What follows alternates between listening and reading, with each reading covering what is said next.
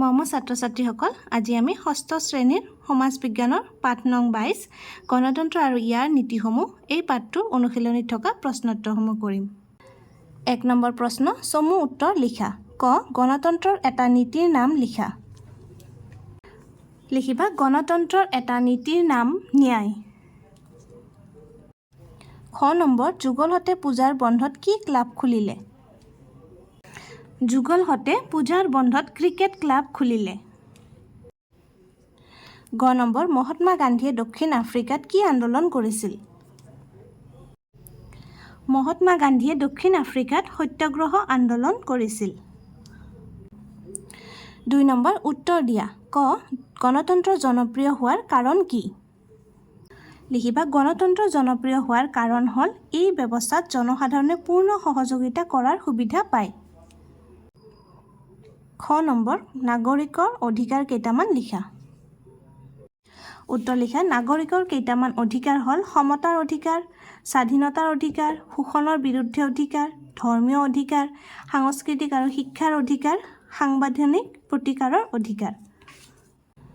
গ নম্বৰ, তুমি দেশৰ কাৰণে কৰিব পৰা 2টা কৰ্তব্যৰ বিষয়ে উল্লেখ কৰা। 1 নম্বৰ লিখিবা স্বাধীনতা আন্দোলনৰ মহান আদৰ্শসমূহক শ্ৰদ্ধা কৰা। আৰু 2 নম্বৰ লিখিবা প্ৰাকৃতিক পৰিৱেশ ৰক্ষা কৰা। খ নম্বৰ, প্ৰাকৃতিক পৰিৱেশ সুৰক্ষিত কৰিবলৈ তোমালোকে কি কি কাম কৰিবা উল্লেখ কৰা। 1 নম্বৰ, বৃক্ষৰোপণ কৰিম। 2 নম্বৰ, বিনা কাৰণত গছ-গছনি নাকাটিম। 3 নম্বৰ, বনৰীয়া জীৱ-জন্তুক অপকাৰ সাধন নকৰিম। 4 নম্বৰ, প্লাষ্টিক জাতীয় বস্তু মুকলি ঠাইত পেলোৱাৰ পৰা বিৰত থাকিম। 5 নম্বৰ, মানুহৰ মাজত সজাগতা আনিম। ইয়াৰ উপৰিও তোমালোকে যদি নিজৰ ফালৰ পৰা কিবা লিখিব বিচাৰা লিখিব পাৰা। ঙ নম্বৰ, আমি আমাৰ দেশত উপভোগ কৰিব পৰা 2টা অধিকাৰ উল্লেখ কৰা। 1 নম্বৰ, নিজৰ মনৰ ভাৱ প্ৰকাশ কৰিব পাৰোঁ। 2 নম্বৰ, প্ৰত্যেকেই নিজৰ ধৰ্ম মানি চলিব পাৰোঁ। 3 নম্বৰ, খালী ঠাই পূৰ কৰা। ক, আমি নিজৰ ৰাজ্যৰ বাহিৰে আমাৰ দেশৰ আন দেশ মাটি কিনি ঘৰ সাজি থাকিব পাৰোঁ।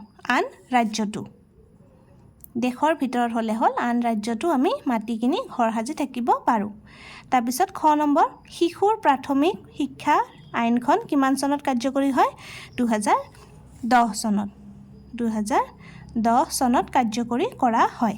ভাৰত এখন কি দেশ? গণতান্ত্ৰিক দেশ। গণতান্ত্ৰিক দেশ। তাৰপিছত ভাৰতৰ দেশ আৰু সংহতি ৰক্ষা কৰা আমাৰ মৌলিক কৰ্তব্য। ভাৰতৰ ঐক্য আৰু সংহতি ৰক্ষা কৰা আমাৰ মৌলিক কৰ্তব্য হয়। তোমালোকে 4 আৰু 5 এইটো বিদ্যালয়ৰ শিক্ষকৰ সহায় লৈ পেলাই কৰিবা। আজিৰ ভিডিঅ'টি ইয়াতে সামৰিছোঁ। আমি গণতন্ত্ৰ আৰু ইয়াৰ নীতিসমূহ এই অধ্যায়টোৰ অনুশীলনীত থকা আটাইবোৰ প্ৰশ্ন উত্তৰে কৰিলোঁ। আশা কৰিছোঁ তোমালোক বুজি পাইছা আৰু লিখি ল'বও পাৰিছা। ধন্যবাদ।